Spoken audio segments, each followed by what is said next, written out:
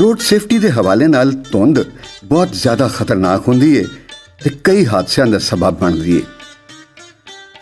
ਧੁੰਦ ਵਿੱਚ ਬਿਹਤਰ ਦਿਖਾਈ ਦੇਣ ਵਾਸਤੇ ਐਸੀਆਂ ਫੌਗ ਲਾਈਟਾਂ ਇਸਤੇਮਾਲ ਕਰੋ ਜਿਹੜੀਆਂ 25 ਫੁੱਟ ਦੂਰ ਤੱਕ ਦਿਖਾ ਸਕਣ।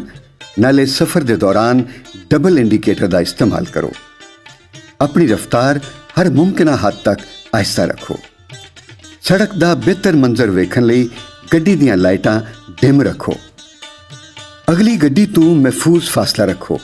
15 ਮਿੰਟ ਦੀ ਬ੍ਰੇਕ ਦੀ ਤਾਦਾਦ ਵਿੱਚ ਇਜ਼ਾਫਾ ਕਰ ਦਿਓ।